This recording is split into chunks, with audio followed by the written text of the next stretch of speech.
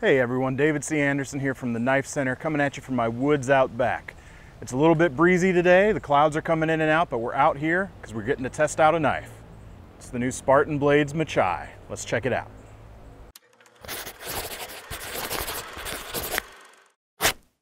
So as I look for some stuff to do out here in my backwoods, I'll talk a little minute about what the Machai is and what it isn't.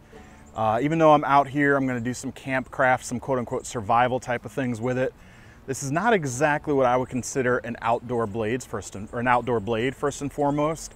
It's definitely a more tactically inspired design, good for soldiers, combat, that sort of thing. But I think that it falls into sort of this kind of crossover genre that I kind of think of as tactical survival. It is going to be a combat knife. It's going to be something you're going to want to carry out there in the field, but if you do find yourself in the middle of nowhere, maybe if you're a pilot and you're downed, or you're just needing to survive off the land for a little while, this is going to be something that you would need to press into those uses. So let's go find something to do out here. Now, one thing you'll notice pretty readily, got a recurve blade profile going on here. This is actually a 1095 carbon steel blade, or a 1095 CV blade actually, because this Machai is part of Spartan's collaboration with K-Bar that they're calling their Silverline or their professional grade knives. So these are made by K-Bar and only in New York, but you get that really cool Spartan design heritage. Now that recurve, it's about 6.5 inches long, so it's not exactly a heavy chopper. Normally when I think of recurve blades, they give you a little bit of a chopping advantage. Due to the length of this is not really a chopper per se, but it might give you a little bit better of an advantage for this given length for that type of task. Thickness is about 3/16 of an inch thick. It's going to stand up really well. I've used this kind of format before on Becker knives like the BK7. It's about this thick, the same type of material. Definitely stands up very well to the abuse you're going to throw at it out here.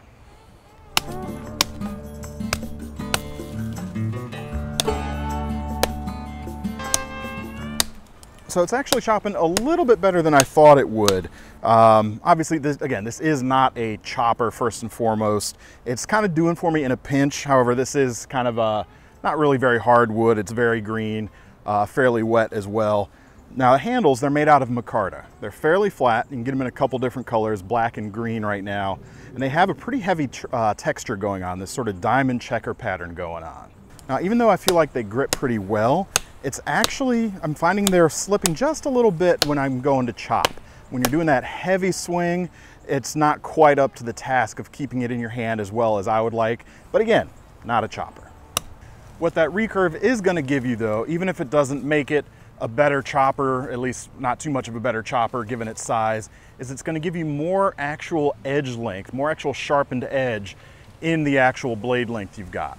It's going to make it a little bit more tricky to sharpen though as a result, but you're going to get that extra edge, and when you're going through some materials, when you're pulling back on the backstroke, whether this is vines or any other type of thing like that, you're going to get a little bit more edge contact on the way out. So let me walk around here. Let me see if I can't find something to try and demonstrate that. All right, well, you all may be asking yourselves why I have a different shirt on now, and let me tell you why. It's because as I walked over to the other side of my land over here, where I knew I had some viney stuff to cut through, I found myself smack dab in the middle of a giant section of growth of poison ivy. So I figured it was high time. I just hightailed it out of there, got a quick cold shower and get all those oils off as soon as I could so I wouldn't break out. But I'm back out here now. I just won't be able to demo on that stuff over there. What I'm gonna do instead is I'm gonna head over to this other side over here, because the other thing I think that this particular recurve on this Spartan might be pretty good at, I think it might actually ride the contours of some wood, like some smaller logs and branches, that sort of thing. Ought to be able to ride that kind of well. I'm gonna go over and put that to the test. And we're gonna start, of course, with some tent stakes, because if there's any one task you can do that's really gonna tell you a lot about any one given knife in terms of an outdoor scenario, it is making a tent stake. You gotta use a bunch of different grips and different types of cuts to make it work. So I've got a few branches that are coming off of this piece of recently downed green wood right here that I'm gonna go ahead and lop off and set to. Actually, that was a little drier than I thought, but that might be all right.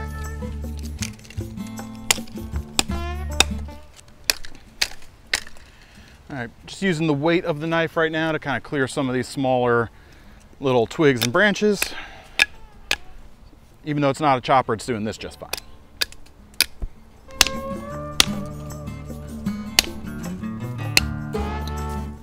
All right, I'm going to use this end right here as the end that sticks out of the ground that you're going to want to pound on to drive it into the ground. So first, I'm going to level this off by beaver chewing around. You're just going to do a stop cut. And this may just be my imagination, but I feel like that recurve, it does ride around that circumference very nicely. Once we've got our stop cut, I'm just gonna kind of beaver chew around, starting real small, cutting into that stop cut.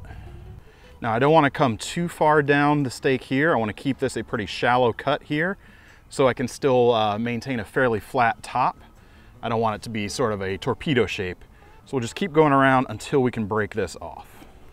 Now here's where the thinner handles sort of become a little bit of a hindrance. It is a little bit uncomfortable really pushing into the wood, so I'm going to go ahead and put a pair of gloves on.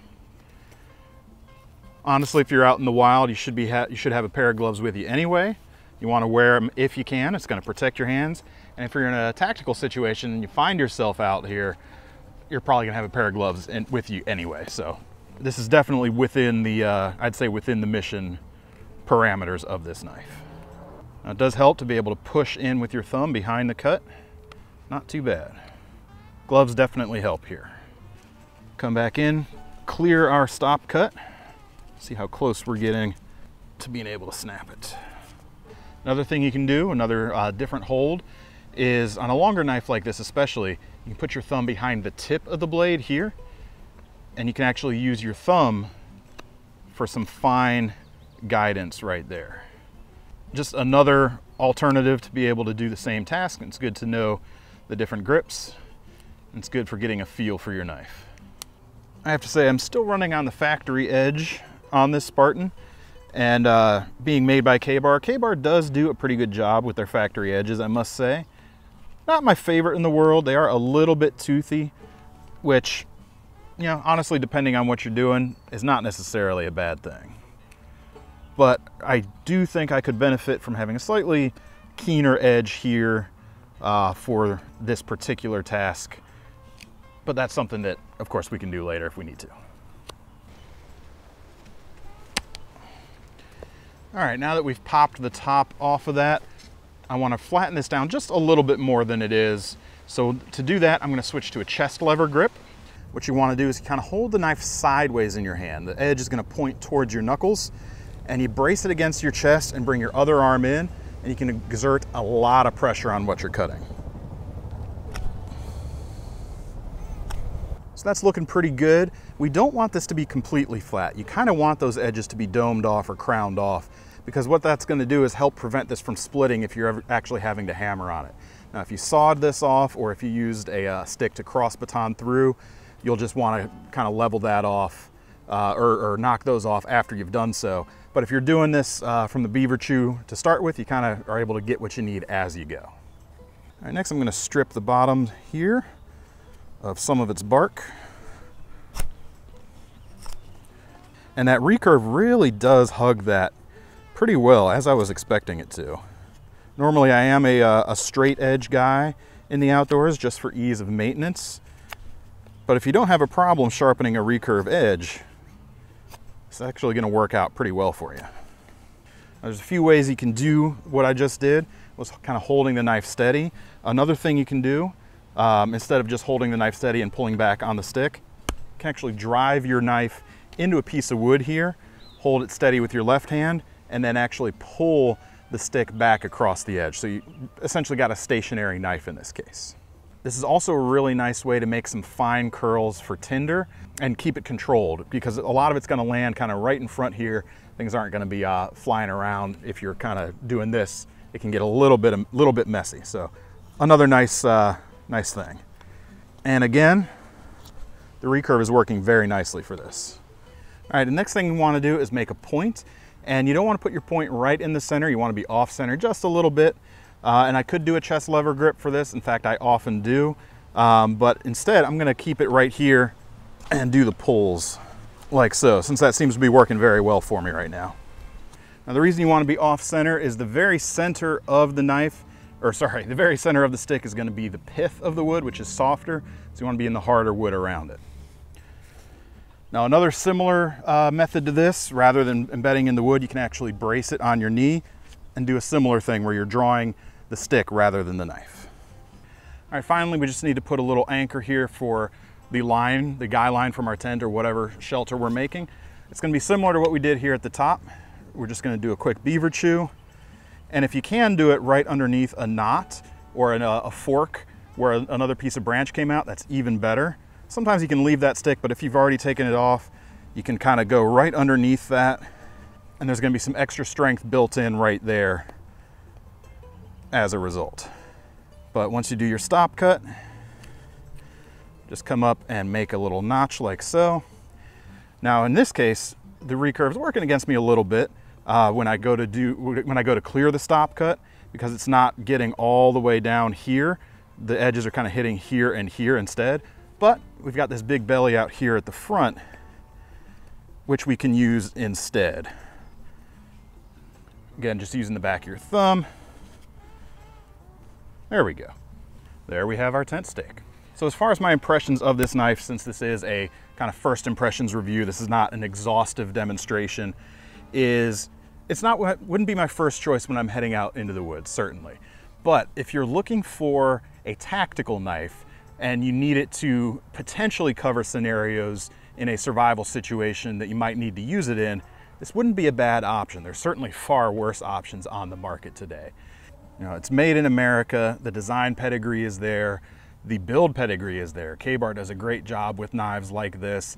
I've not had extensive experience with this particular knife, but I have used a bunch of Ka-Bar's Becker knives very extensively. They're made very similarly, same type of steel, and they can take an absolute beating. How much? I think it's time for a batoning montage. This is definitely one of those don't try it at home moments.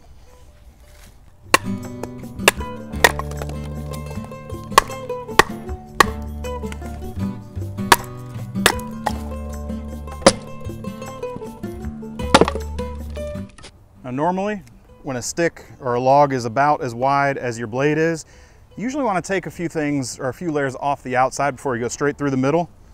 But where's the fun in that?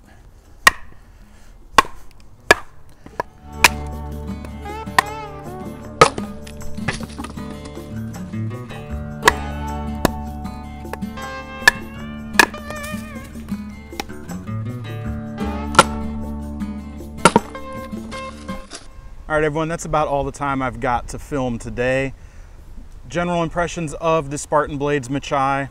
I had a lot of fun while I was out here, but again, as I mentioned a little earlier, for my first choice for a woods blade, this wouldn't be it. This is more of a tactical knife that can pull off this sort of work if you need to, and in that role, it does very well. I've certainly got no qualms about the construction. It is made by Ka-Bar, as I said. I have absolutely thrashed my Ka-Bar made Becker BK9. I've done some absolutely stupid stuff, including batoning things almost as big as this log here, you know, coming off on pieces of it from the side at a time. Should never have done that, but the knife is still fine to this day, and the same build quality is baked into the DNA of this Spartan. Now, part of why I would typically pick something different for my woods blades, it mostly comes down to the handle. The recurve blade is something different. It certainly works. For some folks, it might take some getting used to, but I would like a little bit more contouring and a little bit fuller grip. However, that flat nature does have some benefits. When it's on your belt in this excellent sheath system, by the way, it is kept nice and slim, so that it really hugs your body. And as you're tromping through the woods, that is going to make it less likely to get grabbed onto by some brush and pulled out. As for the sheath itself, it is quite nice. It's not Kydex, it's an injection molded thing, and it clicks in quite positively. It's not a specific retention fit like Kydex is. You've actually got a release button right here. Push that up, and the knife will slide right out. And there's actually a tab that interfaces with the jimping there on the thumb ramp. Attachment methods are quite nice, or quite versatile, I should say. You've got a backer with some MOLLE compatible snap straps right here. These are just standard snaps here at the bottom. But also, because of the hole patterns and the slots here, you can use common aftermarket stuff like tech locks, both large and small. So for longevity and strength over time, I certainly think it's gonna do a fine job, but you guys are gonna get to be able to be the ones to let us know, because we're actually giving away a Spartan Blades Machai. We're actually giving away this particular knife, in fact, the one I've been out here beating. Now, if you want a chance to win the knife, the full rules will be down below in the description, including the end dates where we will pick a winner. But in order to enter, you're gonna have to subscribe to the KnifeCenter YouTube channel, like this video, and make sure to leave a comment below as your entry. I will say though that the scales actually did start to move around on me a little bit. A little bit of movement there. It could be just because these bolts are came a little bit loose while I was knocking on them. So I'm gonna take it back into my office later, tighten it up and see how it is. And we're gonna throw to future David now to see how that turned out. All right, I checked everything out when I got back up here to the office, and the screws, the hardware, the threaded pieces in the center that hold everything together, everything was in good shape. Nothing was bent or damaged. They had just kind of vibrated out a little bit from all the pounding from that batoning session. Tightened everything back down. You may want to add a little bit of Loctite to keep things buttoned up, but this knife is ready for action. Thanks, future David. If you guys want to get your hands on one of these knives right now, we're going to leave links in the description that'll take you over to KnifeCenter.com, where you can get your hands on this, as well as the rest of Spartan's great professional grade series collaborations with K-Bar.